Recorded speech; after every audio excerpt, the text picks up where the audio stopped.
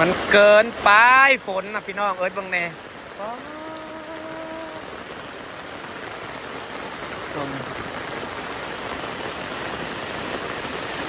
โคตรฝน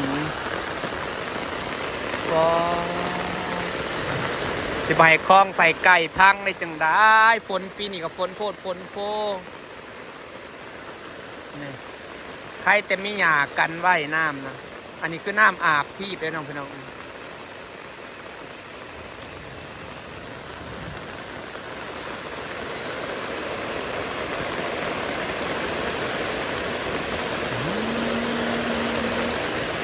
น้ำมันระบายพอทัน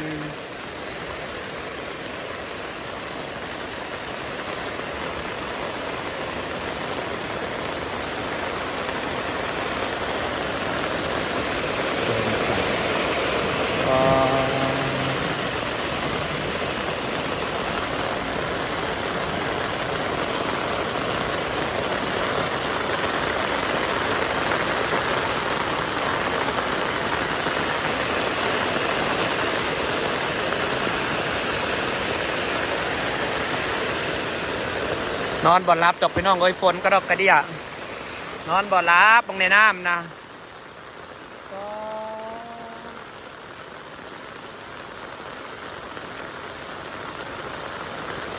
ต้นไม้กระสิตายไปน้ำมันระบายพอทันนะพี่น้อง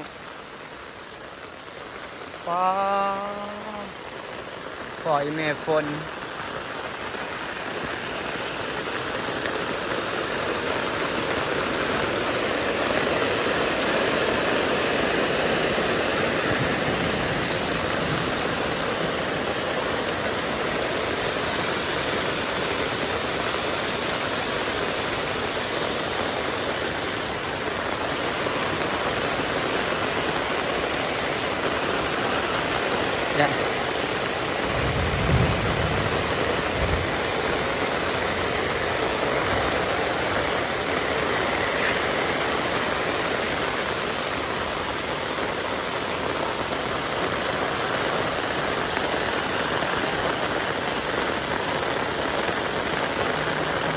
ตรงนี้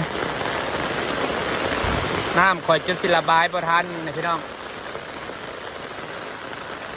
ในน้ำนะ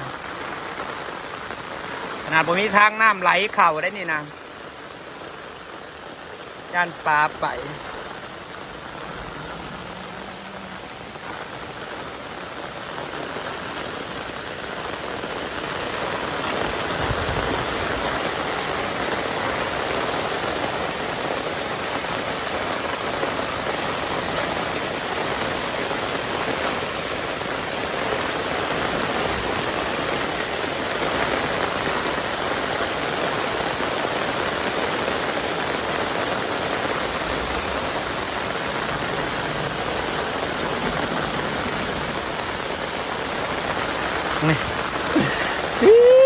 น้ำจะเต็มสระพี่น้อง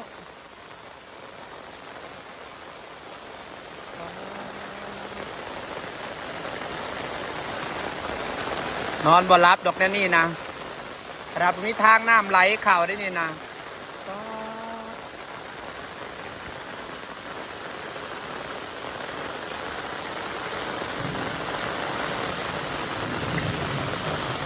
ตรงในพี่น้องน้ำนะป้อ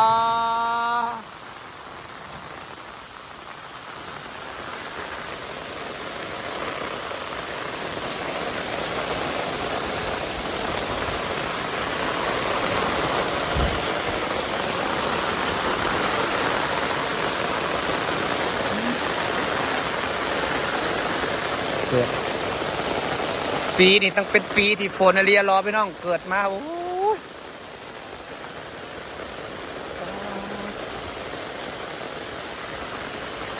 ไหวบ่ไหวปลาก็สิไปนอนกับบ่หลับพี่น้องเอ้ยฝนแห้ง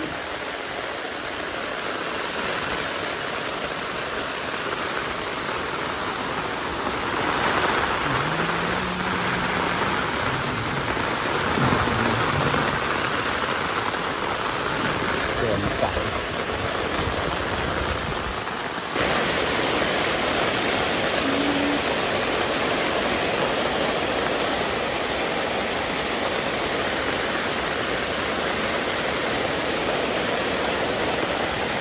ทาง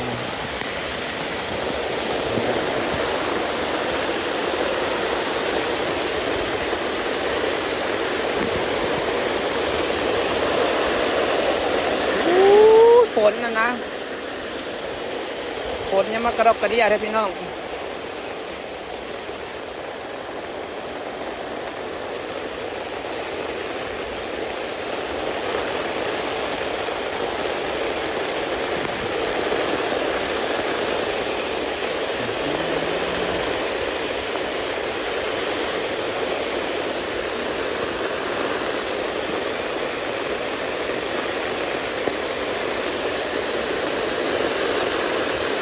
เกินไปเด้อ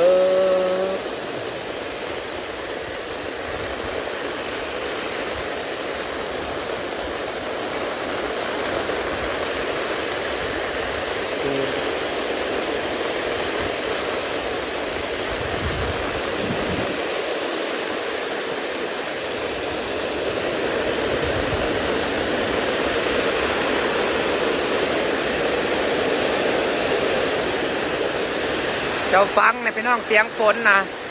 ตก3-4 ชั่วโมงเลยตกแท้ตกว่าง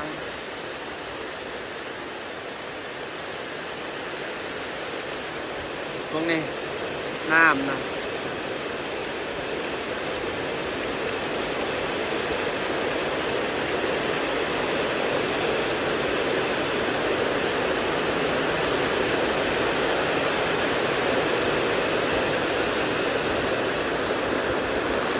โอ้มองในหน้ามันระบายไปได้นะพี่น้องนี่จะน้ำอันนี้ความเบิดทั้งทีนะนี่ความเบิดทั้งทีนะนี่จะน้ำ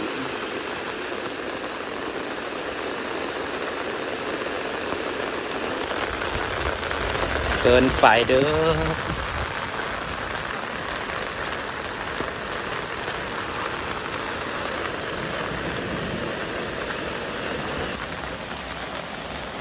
เอื้อนแน่เลยมีแห้งเด้เกินไปพี่น้องเกิดได้ใหญ่มาใครแต่น้ำบ่ทันได้ล้นกำลังเต็มคันใครแต่มีระบาย2 บ่อนใครแต่เอาเฮ็ดบ่อนระบายไว้แล้วมึงในน้ำนะขาวที่ป้อ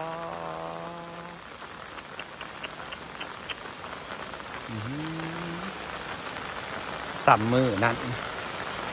ฝนจะมากระดกกระเดียขึ้นสูงป้อ